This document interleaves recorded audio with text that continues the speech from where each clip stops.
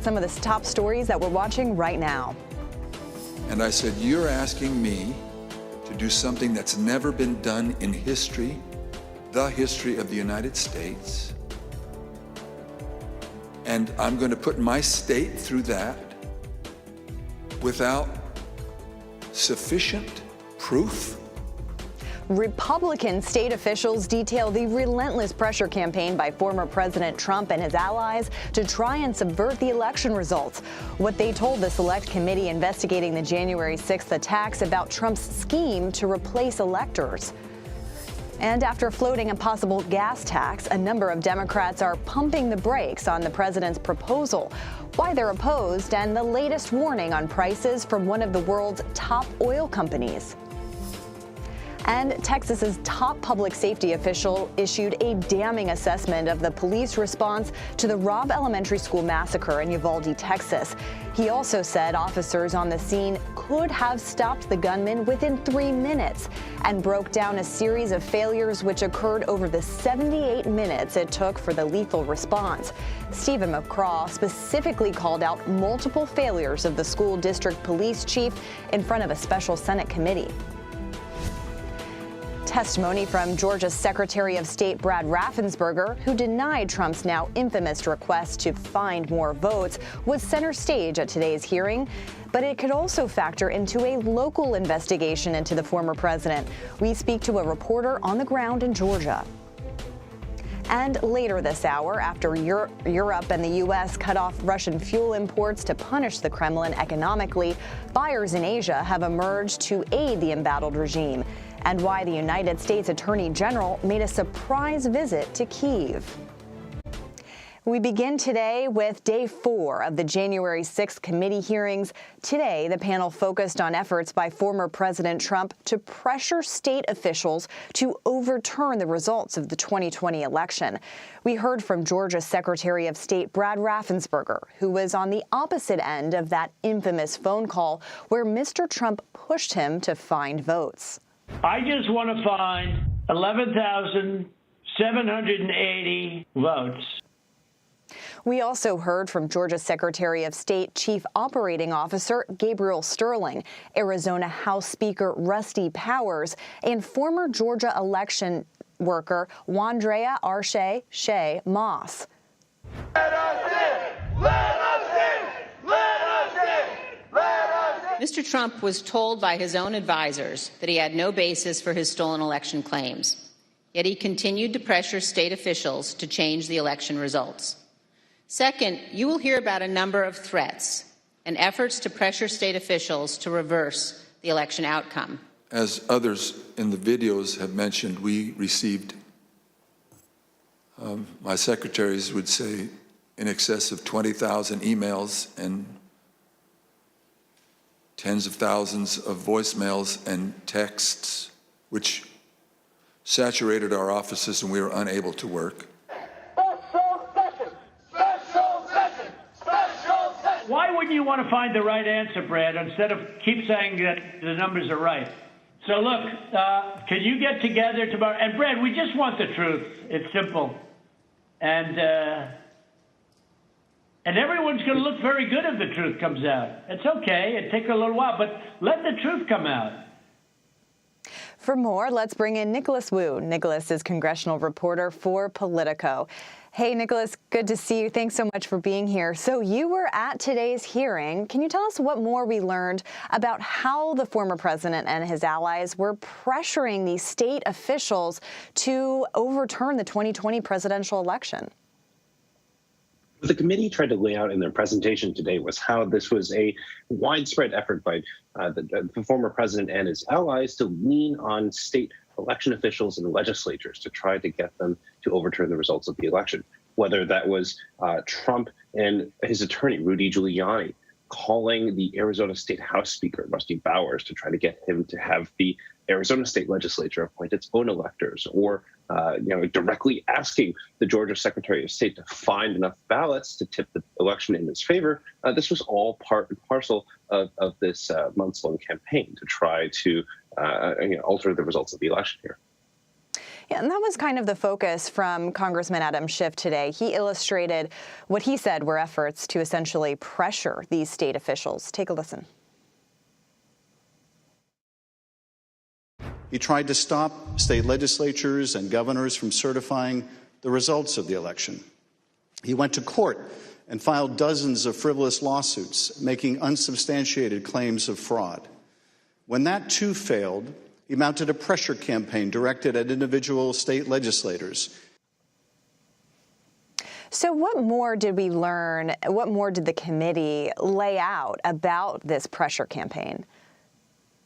Well, for example, we saw how the Pennsylvania State House Speaker, Brian Cutler, talked about how his phone number had been tweeted out by the president. And as a result, he got all of these calls from people asking him to try to overturn the election. The same went from the Michigan State Senate leader, Mike Shirkey, who also talked about how he was getting these thousands of messages from Trump supporters asking him to appoint an alternate slate of electors in Michigan through the legislature, something that was not seen by any of these folks as a legally viable plan.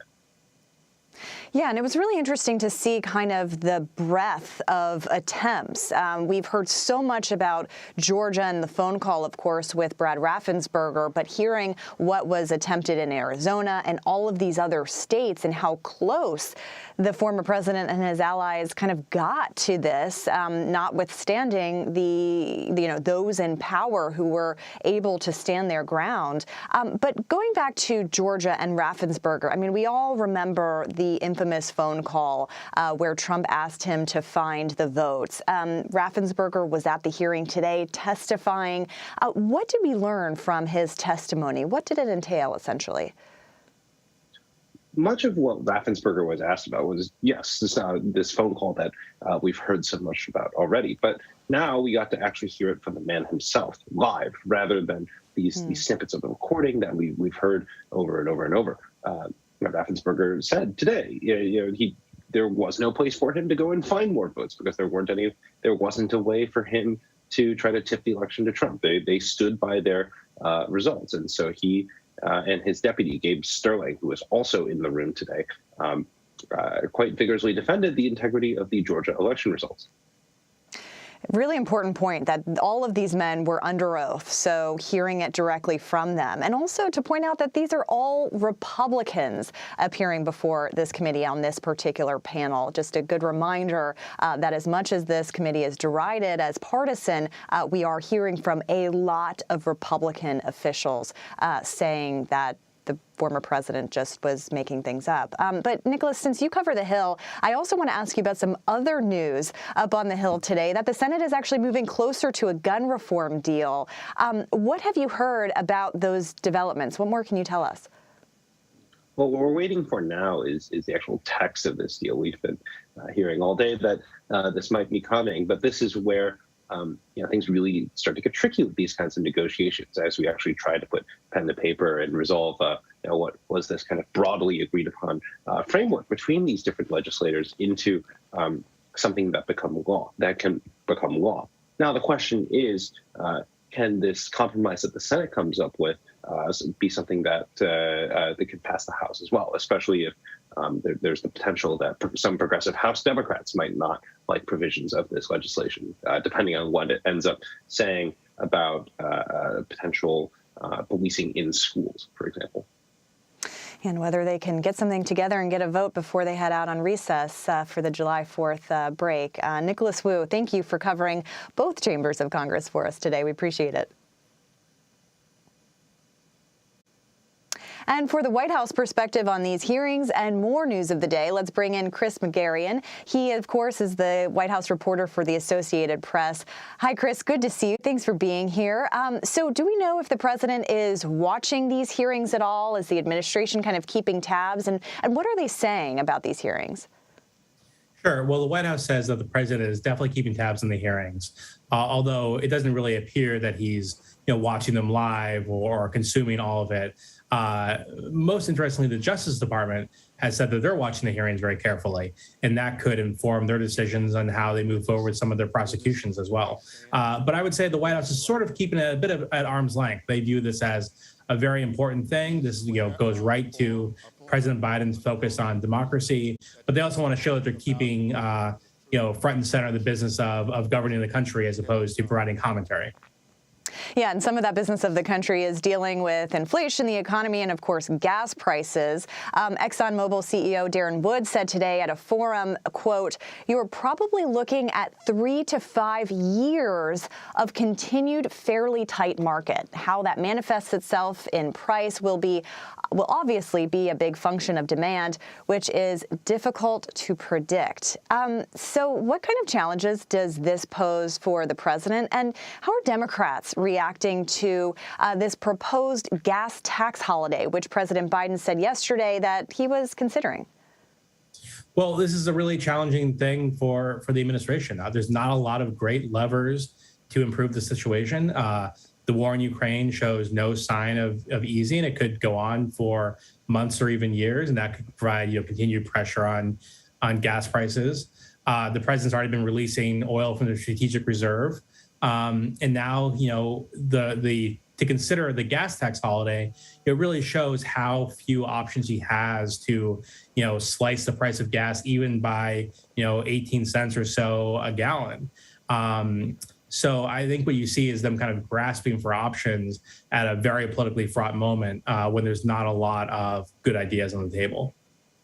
Yeah, and since they are limited in scope in terms of how they can address some of this, and especially inflation, I mean, they keep pointing to the Federal Reserve, which, of course, raised interest rates last week. President Biden has been really pushing aside, progressive criticisms of renominating Jerome Powell as Fed chairman. And, when he did so, he cited his leadership throughout the pandemic. But now Powell faces some more recent criticisms from a broader group of people. Can you explain kind of what the basis of that is, and how is this White House addressing it?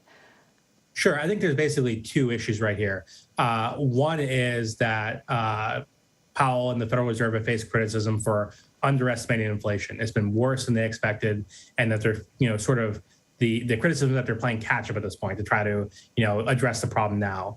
The second issue is that one of the ways to stop inflation is to slow the economy. And people don't want the economy to slow down. They don't want to see higher unemployment. They don't want to see lower wages. So that's opening up to a whole nother amount of criticism. And then for the president, he has, two issues here. One is he wants to keep the economy strong. He is very proud of the low unemployment rate, but also inflation is a huge political problem for him right now. He needs to find a way to bring it down. So that's a real balancing act. On top of that, he can't really control what the Fed does. They're an independent, regulatory body, and he has really focused on keeping that independence in place. So, once again, he has a difficult balancing act, not a lot of good levers to pull. Yeah, and a lot of political consequences for him and his party heading into the midterms. So we will be keeping an eye on this as we move on. Chris, thank you so much for your reporting. We really appreciate it. Sure, thank you. And it's primary day in some key battleground states where voters are making their final picks in a series of congressional runoffs, including the fate of Alabama's Mo Brooks, who urged a crowd of Trump supporters to fight on January 6th, just before the Capitol was overrun. Plus, former President Trump's efforts to challenge the 2020 presidential election not only set off an investigation federally, but also has him potentially on the hook for something in the state of Georgia. What we know about the dozens of witnesses expected to be subpoenaed by a special grand jury and the potential charges Trump could face. You're streaming Red and Blue. Affect my life in a major way, in every way. All because of lies.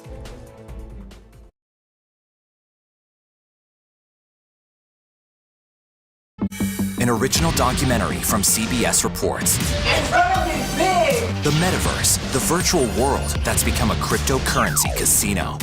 It's like buying property on Mars. Do they get an actual picture of this? No, it's a digital copy. Why would they pay for that? Making millionaires almost overnight. We made more than $1 million in crypto last year. I have no idea how much money I have made over the past year. That's like, wow. Big rewards. There's gold in them, there are hills, as they say. Bigger risks. The market's down, but it's gonna bounce back. It's crypto. Is it a gold rush or fool's gold? It's our metaverse, our story. Peace out, y'all. An original documentary from CBS Reports. Stream now. I'm Nora O'Donnell in our nation's capital. We're here at the White House with the President of the United States. Thanks for having me. I appreciate it. We've never done an interview like this before. That's correct. Tonight, a congressional investigation sparked by reporting from CBS News. What's your message to consumers? They need help now. Tell him I feel it. The CBS Evening News with Nora O'Donnell from Washington, D.C. on CBS and streaming on Paramount Plus. We will witness yet another moment in history. This week on 60 Minutes. That's incredible. The 60 Minutes. 60 minutes, 60 minutes. Are you ready for some tough questions? Let me ask you this. You know how this sounds. What's your response to that? 60 Minutes Sundays on CBS. The threat of severe weather and dangerous tornadoes is expected to last. Let's get the forecast from our partners at the Weather Channel. Here we are in our virtual view. Now 6 feet of water, imagine that. Cars that can act like battering rams. These hyper-realistic simulations show you what the weather will look and feel like before it happens. This is our virtual view, what it actually looks like. Those are some of the best graphics I've seen. Spare no expense, Gail. We experience the weather in a whole new way. Go to the ends of the earth. Right now. We got something crazy. And reach for the stars. Here we are. Time. Yes, it's my comeback. Hey, this is pretty fun. But wait, there's more. Experience thought-provoking. Welcome to the idea of being a human being. Innovative and truly original reporting. Look through a telescope and go, wow. Because there's always something new under the sun on CBS Sunday morning. People from every corner of America facing challenges. Everyone is just looking for some type of connection. Just raise your hand and say, hey, I'd like to help. Coming together to find solutions. We are going to do something about it. Their stories are our stories. Welcome to Eye on America. Stream now on the free CBS News app. We have an inspiring story that started with a strange act of kindness. Yeah. We found it. You're kidding me! We share stories that lift you up and brighten your day. The Uplift. Stream on the free CBS News app. You know what they did, and you're not reporting it. That's a criminal offense, and you can't let that happen. That's a big risk to you and to Ryan, your lawyer. That's a big risk. That infamous January 2021 phone call between Georgia Secretary of State Brad Raffensperger and former President Trump was prominently featured at today's Select Committee investigating the January 6th attack. The call is also at the center of an investigation in the state of Georgia. Tamara Hellerman is a senior reporter for the Atlanta Journal-Constitution and is here now to discuss how this call sparked a lawsuit in Georgia. Hi, good to be with you. Thanks for being here. So not only was this phone call at the center, really, of the investigation into January 6th and everything that came after, but it also set off a state investigation in Georgia about potential election interference. What more can you tell us about where things stand in Georgia after the special grand jury was impaneled? Absolutely. A 23-person special grand jury, as you mentioned, Caitlin, was impaneled last month. They've been hearing from key witnesses for the last couple of weeks, starting with Brad Raffensperger, the Secretary of State, who came in on June 2nd. He was followed by his wife and a parade of current and former aides, including Gabe Sterling, his deputy, who testified today on Capitol Hill.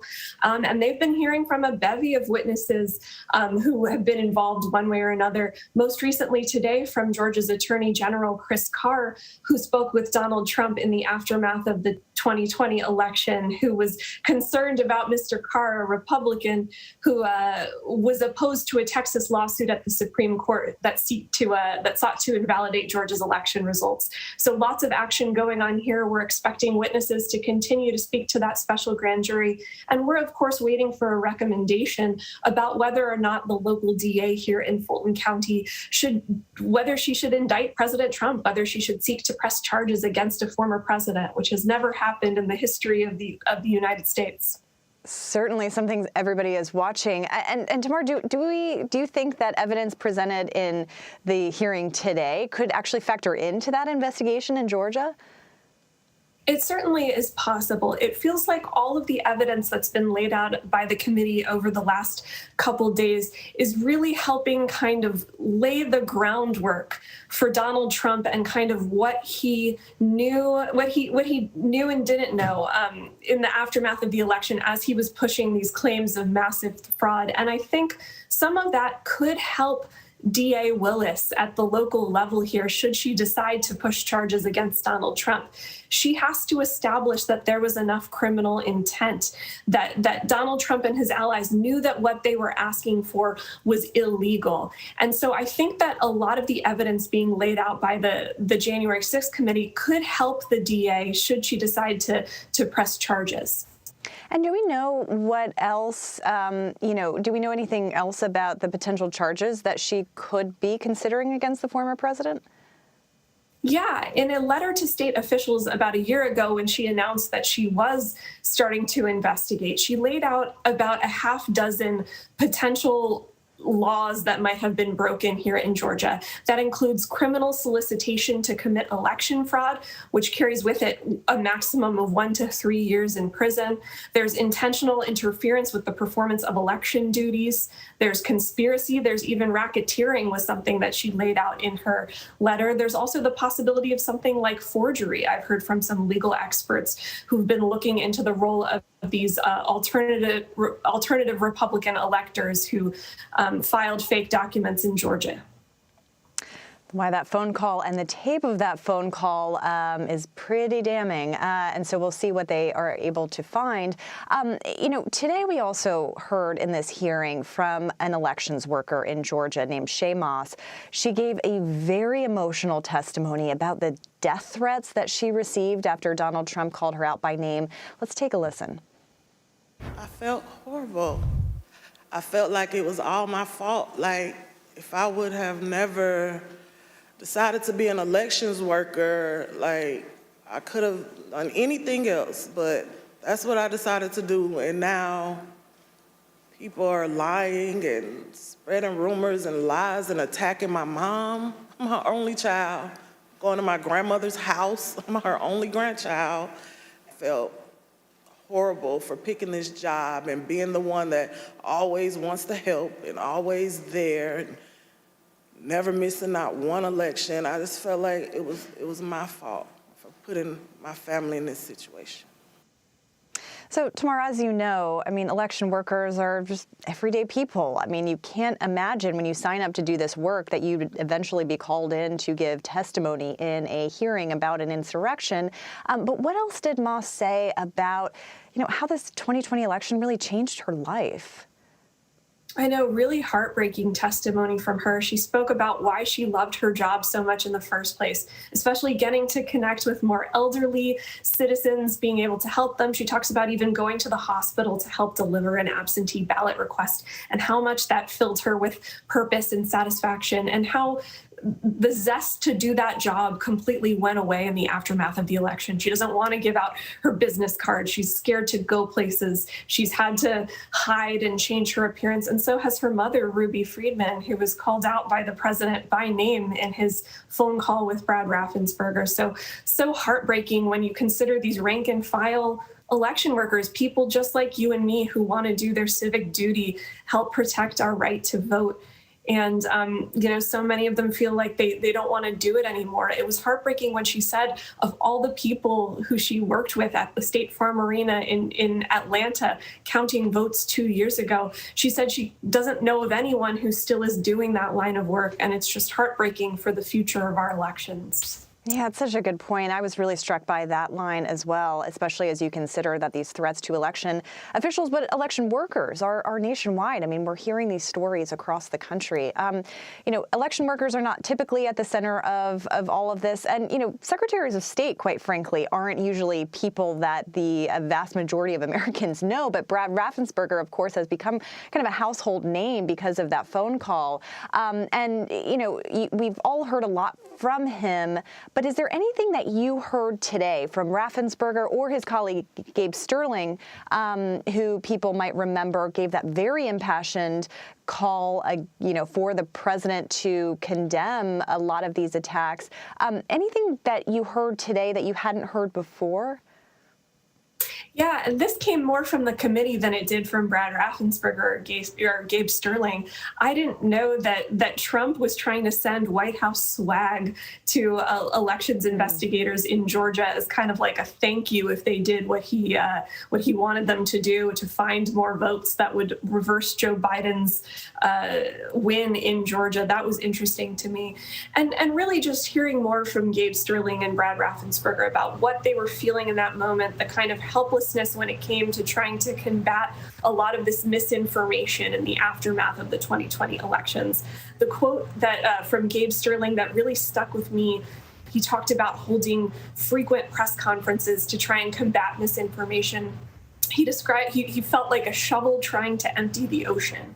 He said he felt like he could get his points across, but it was so hard when you're going up against a man with the biggest microphone in the entire world, which was Donald Trump at the time. Yeah, and hearing from Moss, we heard the consequences that kind of information actually has on people. So, Raffensperger is up for re-election this term. He fended off a Republican primary challenge who was supported by Donald Trump as kind of a vendetta against Raffensperger. But there was a runoff for his Democratic challenger, and that's happening today. Do you have any sense of how Raffensperger might fare in this general election? Does he stand a good chance of getting reelected?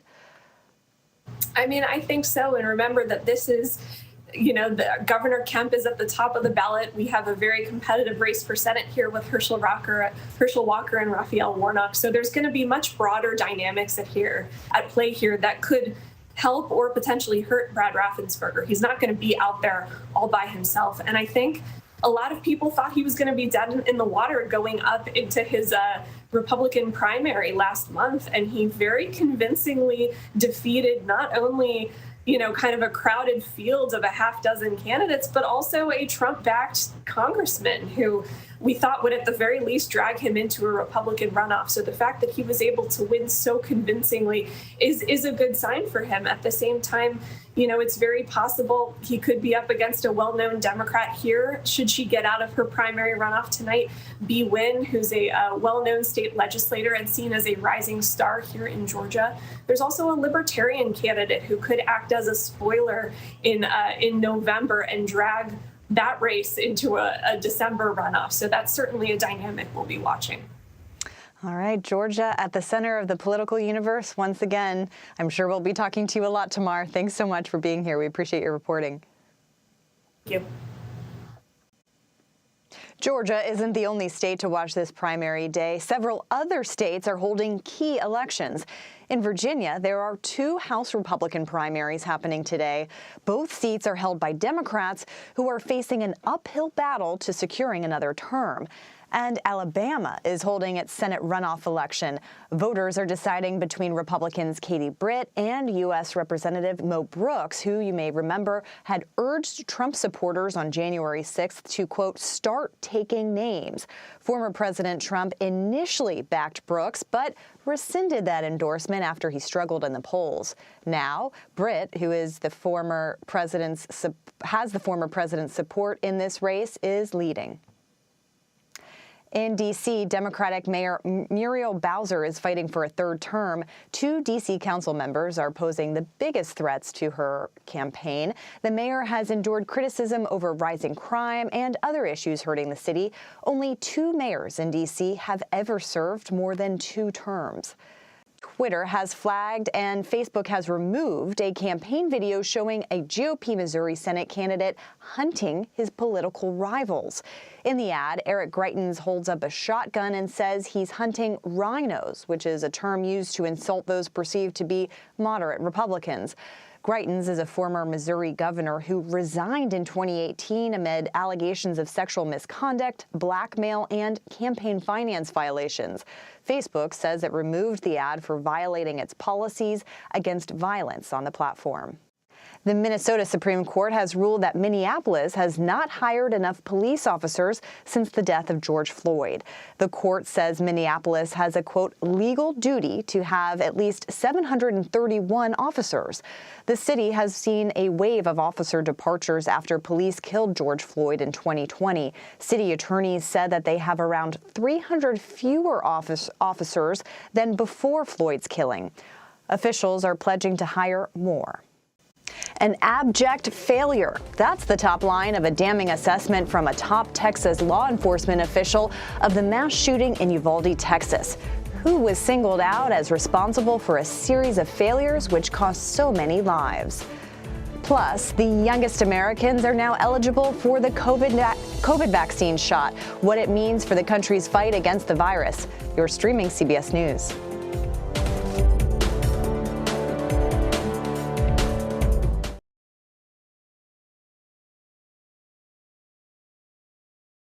I'm Nora O'Donnell in our nation's capital. We're here at the White House with the President of the United States. Thanks for having me. I appreciate it. We've never done an interview like this before. That's correct. Tonight, a congressional investigation sparked by reporting from CBS News. What's your message to consumers? They need help now. Tell him I feel it. The CBS Evening News with Nora O'Donnell from Washington, D.C. on CBS and streaming on Paramount Plus. We will witness yet another moment in history. The threat of severe weather and dangerous tornadoes is expected to last. Let's get the forecast from our partners at the Weather Channel. Here we are in our virtual view. Now 6 feet of water, imagine that. Cars that can act like battering rams. These hyper-realistic simulations show you what the weather will look and feel like before it happens. This is our virtual view, what it actually looks like. Those are some of the best graphics I've seen. Spare no expense, Gail. We experience the weather in a whole new way. Welcome back to Red and Blue. Here's a look at some of our top stories. A group of bipartisan senators have reached an agreement on a draft bill to address gun violence. The deal follows a few hitches in negotiations over so-called red flag laws and the boyfriend loophole. The latter limits firearm purchasing for people found guilty of domestic violence. Plus, U.S. Attorney General Merrick Garland made a surprise trip to Ukraine on Tuesday. He assured Ukrainian officials the U.S. would assist efforts to help the country apprehend individuals involved in war crimes. And the committee investigating the January 6th Capitol insurrection held its fourth public hearing Tuesday. The panel focused on testimony from state and local leaders outlining efforts by former President Trump and his allies to overturn the 2020 presidential election.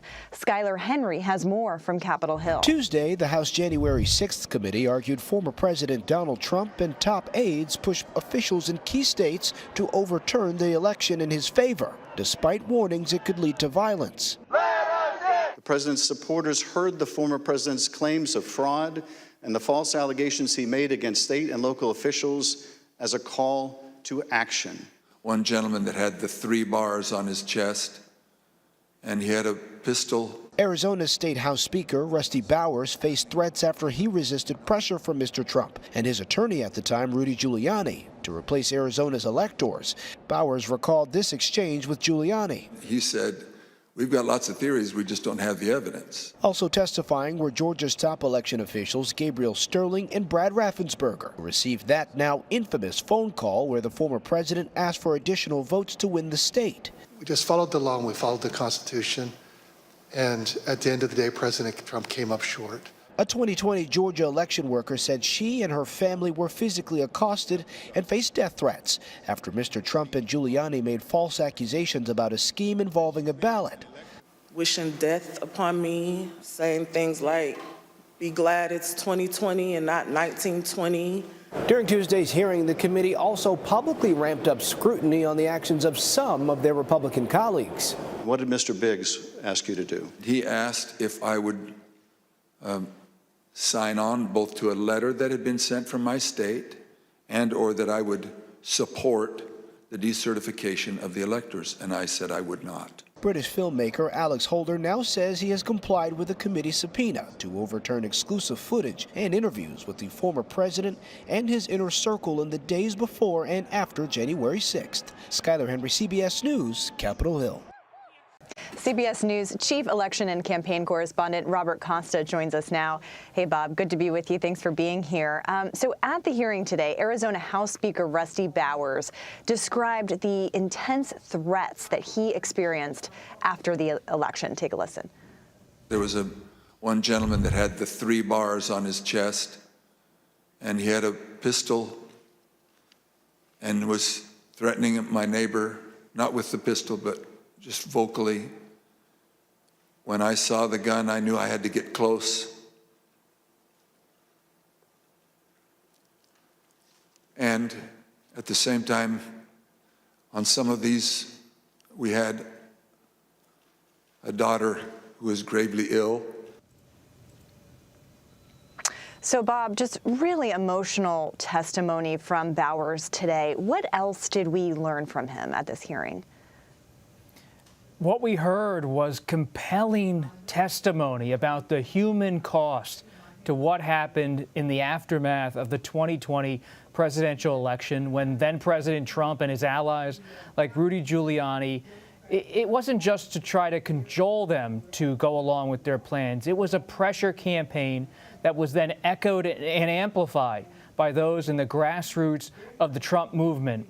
There were calls and meetings with Rudy Giuliani and with President Trump, but at the same time, as detailed by a Republican State House Speaker from Arizona, Rusty Bowers, there were threats of violence, and it was pervasive during that period. Yeah, I think that's a really important point to make, that Bowers is a Republican, and so too were the other 2 testifying on this panel. So we are hearing from Republicans through this investigation. We're also getting news today that a documentary filmmaker is cooperating with the committee. What more can you tell us about that and what that might mean? Alex Holder, a British filmmaker, we've confirmed he has a 3-part series coming out later this year through an unannounced distributor. And he had access to the Trump family, to President Trump, from September 2020 through January 2021. This was something that was sanctioned by a member of the Trump family in some way, but we're not exactly clear the details of how this documentary filmmaker came to have this sort of access and why we haven't heard about it, frankly, until right now. What's also notable about this news development is that the January 6th committee is continuing its investigation, and they have issued a subpoena to Mr. Holder to come forward and testify and share his footage. He has said today in his statement he will cooperate. One brief piece of reporting I could add to this is I spoke with a couple people who were, and they said that at one point they did recall a documentary film crew with a British man directing it and coordinating it, coming into the headquarters in Arlington, Virginia. And some of the campaign lawyers, they remember, looked around the room and said, "What is going on here? Who are these people?" And it was clear that this had not been vetted by the campaign's own lawyers. It was somewhat of a rogue operation. But as we heard today during the testimony, rogue operations were sort of the norm of the Trump orbit during this time. Yeah, it's been very interesting to hear from Trump's campaign attorneys saying they were part of Team Normal and there was another team. I mean, speaking of the former president, has he been watching these hearings and has he been responding to what we've been learning through them? He has. He's been highly critical of Mr. Bowers, the State House Speaker, the Republican from Arizona. But Chairman, one of the congressmen on the committee, Adam Schiff of California, a Democrat, read part of Trump's response to Bowers during the hearing, and we heard Bowers under oath, let's remember, under oath, say, with the threat of perjury, that what Trump said in his response, his prebuttal, was false, was a lie.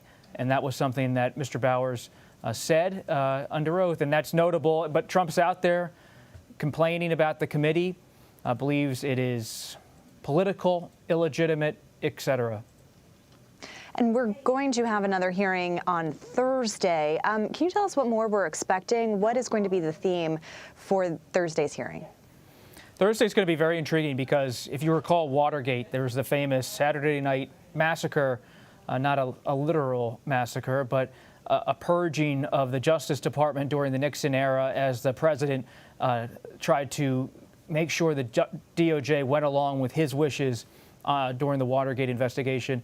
What we're going to hear on Thursday could be a modern version of that Nixonian moment the Saturday night massacre, but this was something that took place over the course of weeks where Trump was trying to get the DOJ to get involved. And the timing here is notable because recall that then Attorney General Barr resigns in December. He leaves. He tells Trump there's no fraud. And so in this period between Barr's resignation and January 6, Trump was leaning on the acting officials at the Justice Department to do what he wanted, to claim fraud and to find different votes in different ways. And we're going to hear testimony from some of these officials who were targets of Trump's ire. Very interesting. Well, as soon as we think that we know everything there is to know, we keep learning more through these public hearings. Bob Costa, we know you'll be covering it for us all right here. So thank you so much for your reporting and your time. Thank you. The head of the Texas Department of Public Safety says the police response to the Uvalde school shooting was, quote, an abject failure. Texas Department of Public Safety Colonel Steve McCraw made the remarks on Tuesday at a Texas Senate hearing investigating last month's shooting. McCraw said the law enforcement response headed up by school security police chief Pete Arredondo should have been closer to 3 minutes. Border agents went in 78 minutes after the first shots were fired. McCraw's account of what happened directly contradicted several things the chief said happened in response to the shooting. The hearing comes one day after the Austin American-Statesman reported police in the school were armed with rifles and at least one ballistic shield while the gunman carried out the massacre. The report said officers stood in the school's hallway for roughly an hour while the shooter killed 19 children and 2 adults. Today is the first day children aged 6 months to 5 years old can get a COVID vaccine, but some parents are hesitant to get their kids vaccinated. Natalie Brand explains.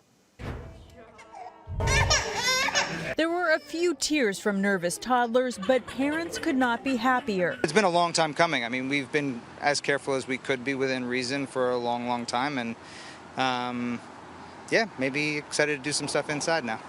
Cyrus Carras brought his 2-year-old daughter Amira for her long-awaited coronavirus vaccination. Did it hurt or not really? Did it hurt? Not really. Not really, yeah. Really. President Biden visited one of several D.C. clinics open Tuesday afternoon. Relief, isn't it, to be able to do it? Oh, my God. Doctors say vaccinating children is not only about protection, but also preventing potential long-term consequences. For children in particular, while thankfully most have mild disease if they become infected with COVID-19, there are still a lot of unknowns. We don't know what happens to children when they're infected so young, what can happen to them as they get older. Doctors are urging parents to get their youngsters vaccinated as soon as possible. A CDC survey released last week shows more than half definitely or probably will get their children vaccinated, with just under a third saying they definitely or probably will not. Natalie Brand, CBS News, Washington.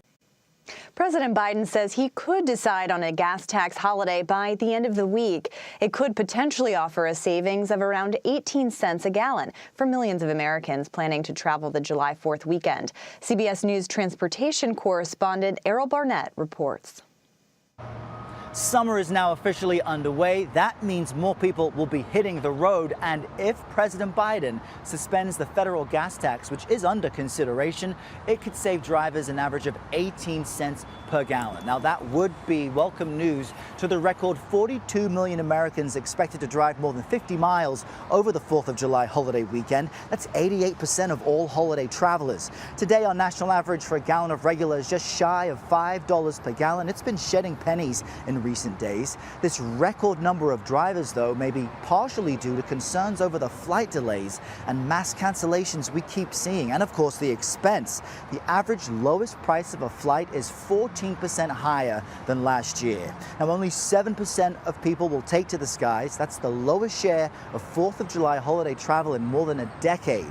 But still, more than 3.5 million people will be flying. And because of the recent relaxed COVID rules, international travel is still seeing a surge, with bookings up 252% over last year. Now, for those of us staying stateside, consider this your warning. Travel times are expected to increase on the roads by 50% starting June 30th, which is Thursday of next week, with that Thursday and Friday being peak congestion times. So without a doubt, it's about to get busy out there. Errol Barnett, CBS News, Washington. Attorney General Merrick Garland made a surprise trip to Ukraine today. The reason for his trip and the latest on who sent a significant weapons shipment to Ukraine. You're streaming Red and Blue.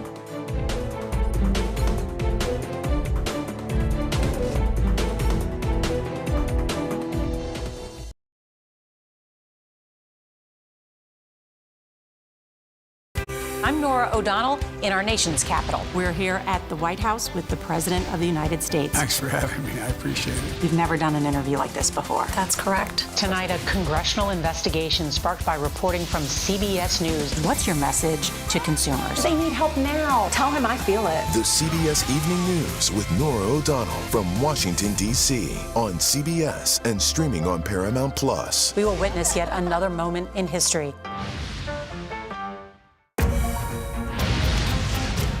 The threat of severe weather and dangerous tornadoes is expected to last. Let's get the forecast from our partners at the Weather Channel. Here we are in our virtual view. Now 6 feet of water, imagine that. Cars that can act like battering rams. These hyper-realistic simulations show you what the weather will look and feel like before it happens. This is our virtual view, what it actually looks like. Those are some of the best graphics I've seen. Spare no expense, Gail. We experience the weather in a whole new way. Attorney General Merrick Garland became the latest high-level U.S. government official to make a surprise trip to Ukraine on Tuesday. He met with his Ukrainian counterpart to discuss how the U.S. could help prosecuting Russian individuals convicted of war crimes. Garland spoke about his mission from near Lviv. I'm here to express the unwavering support of the United States for the people of Ukraine in the midst of the unprovoked and unjust Russian invasion. I'm here to continue our discussions between myself and the Prosecutor General about the actions that the United States is taking to assist the Ukrainian authorities in holding accountable those responsible for the atrocities, for the war crimes that the entire world has seen. The United States is sending an unmistakable message. There is no place to hide. We and our partners will pursue every avenue available to make sure that those who are responsible for these atrocities are held accountable. For more, David Martin joins me now. He is CBS News national security correspondent. Hi, David. Good to see you. Thanks for being here. So what is the status of the latest on the handful of American citizens who are fighting with Ukrainian forces? We know you've been reporting on this. What more do you know? Well, we know of 4 Americans who have volunteered to fight on the side of the Ukrainians. 2 of them are believed to have been killed in combat, and 2 of them have been taken prisoner. And the status of those 2 prisoners, one's an Army veteran, the other's a former Marine, is very much in doubt because the chief spokesman for the Kremlin has said they will not be considered prisoners of war covered by the Geneva Convention. They'll be considered soldiers of fortune fighting as mercenaries without the protections of the Geneva Convention. So if, for instance, one of them killed a Russian soldier in combat, they could be prosecuted for the crime of murder and with a possible death sentence. So far, the video we have seen of these 2 Americans in captivity seems to show them making coerced statements, and that in itself is a violation of the Geneva Convention. So this is shaping up to be a very ugly situation. And we know that Defense Secretary Lloyd Austin has been leaning on NATO allies to step up their assistance. Kyiv confirmed a significant shipment of arms from Germany. Do you know what was sent? Well, what Kyiv said today was that they had received some long-range artillery pieces from Germany, and that, of course, is what Ukraine needs most urgently now in this slugfest of artillery going on in the eastern Ukraine. What makes the delivery of those artillery pieces news is that Germany has been accused of overpromising and under-delivering on military aid to Ukraine. They have promised to send tanks, anti-aircraft missiles, and these artillery pieces. And the artillery pieces are the first heavy weapons to be delivered. Now, the Germans say that the delay is due to the fact that Ukrainians must first be trained how to use these weapons, but there are others who say that German fears of antagonizing Vladimir Putin are keeping them from going all in.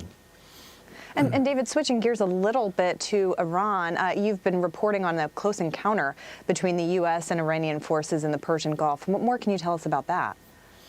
Well, this happened on Monday when a Iranian speedboat made a run directly at a U.S. Navy patrol ship that was entering the Persian Gulf.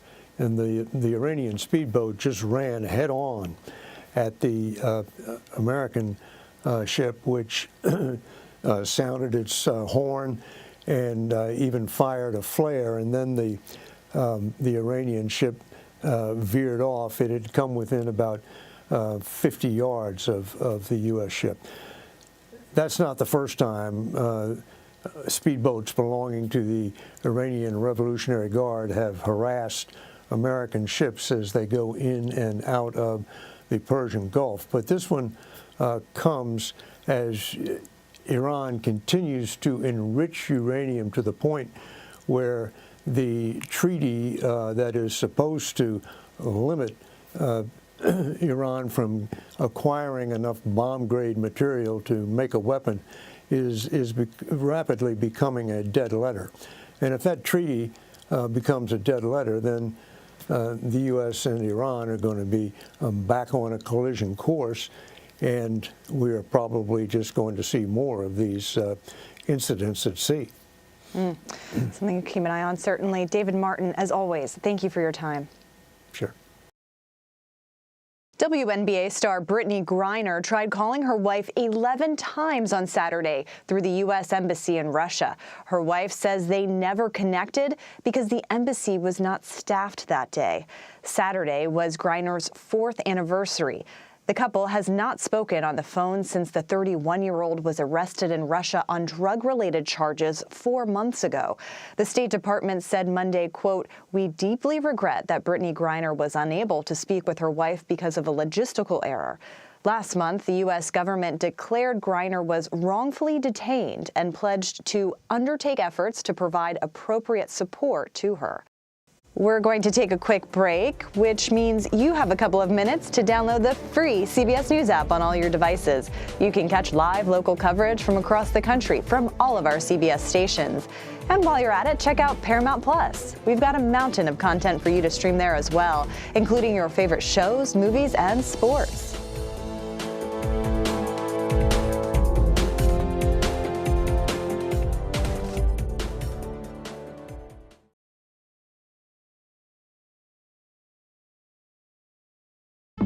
An original documentary from CBS reports. It's gonna be big! The metaverse, the virtual world that's become a cryptocurrency casino. It's like buying property on Mars. Do they get an actual picture of this? No, it's a digital copy. Why would they pay for that? Making millionaires almost overnight. We made more than $1 million in crypto last year. I have no idea how much money I have made over the past year. That's like, wow! Big rewards. There's gold in them, they're hills, as they say. Bigger risks. The market's down, but it's going to bounce back. It's crypto. Is it a gold rush or fool's gold? It's our metaverse, our story. Peace out, y'all. An original documentary from CBS Reports. Stream now. We have an inspiring story that started with a strange act of kindness. Yeah. We found it. You're kidding me! We got it. We share stories that lift you up and brighten your day. The Uplift. Stream on the free CBS News app. I'm Nora O'Donnell in our nation's capital. We're here at the White House with the President of the United States. Thanks for having me. I appreciate it. You've never done an interview like this before. That's correct. Tonight, a congressional investigation sparked by reporting from CBS News. What's your message to consumers? They need help now. Tell him I feel it. The CBS Evening News with Nora O'Donnell from Washington, D.C. on CBS and streaming on Paramount Plus. We will witness yet another moment in history. The threat of severe weather and dangerous tornadoes is expected to last. Let's get the forecast from our partners at the Weather Channel. Here we are in our virtual view. Now 6 feet of water, imagine that. Cars that can act like battering rams. These hyper-realistic simulations show you what the weather will look and feel like before it happens. This is our virtual view, what it actually looks like. Those are some of the best graphics I've seen. Spare no expense, Gail. We experience the weather in a whole new way. President Biden is giving federal wildland firefighters a major pay raise. Agencies can now raise their base salary $20,000 per year. The funding was included in last year's infrastructure bill. The move impacts more than 16,000 firefighters over the next 2 fiscal years. Raises come as western states prepare for an intense wildfire season. Tuesday is the first official day of summer, but millions have already been subject to dangerous heat. Some experts say that naming heat waves could prove beneficial for protecting the vulnerable. CBS News' Danya Bacchus has more. Portland, Oregon resident Jolene Brown died of extreme heat almost 1 year ago. I'm going down to her grave and going to bring flowers and just kind of sit with her and talk. Her son Shane had bought his mother a swamp cooler, but it wasn't enough for her home as temperatures soared to 116 degrees. She was one of hundreds who died in 2021's Pacific Northwest heat wave. Some called it a mass casualty event. Many were elderly, low income, or homeless. If I had heard it's going to be dangerous, then I would have taken it more seriously and been like, okay, maybe I need to get her to my place. Excessive heat causes more deaths in the U.S. than any other weather-related disasters, including hurricanes, floods, and tornadoes combined. And scientists expect heat deaths will rise due to climate change. Naming and ranking heat waves could change that trajectory, according to Kathy Boffman-McLeod, who studies climate change solutions. If something is the silent killer, it needs a PR tactic and some branding. And we believe that if we give them a name, people pay attention. The proposal would categorize the severity of heat waves on a scale from 1 to 3, using factors including the heat index, nighttime temperatures, and how fast temperatures have climbed over the last 30 days. The scale would vary from region to region. One jurisdiction, like Bakersfield, California, is going to have a much higher threshold because they're accustomed to hotter temperatures than people in Minneapolis. The system is launching for the first time Tuesday in Seville, Spain. 4 U.S. cities are testing out the heat wave scale, and not a moment too soon. Forecasters expect July will bring more record-breaking heat. Danya Bacchus, CBS News, Los Angeles.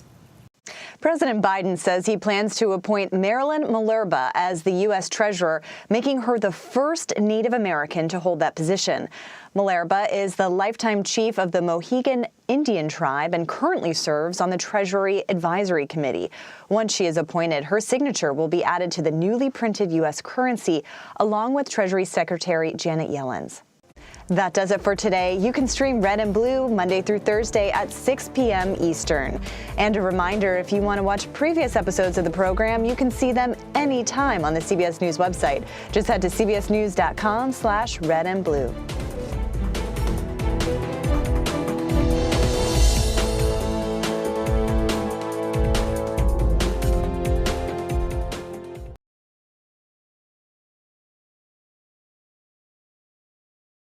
I'm Nora O'Donnell in our nation's capital. We're here at the White House with the President of the United States. Thanks for having me. I appreciate it. You've never done an interview like this before.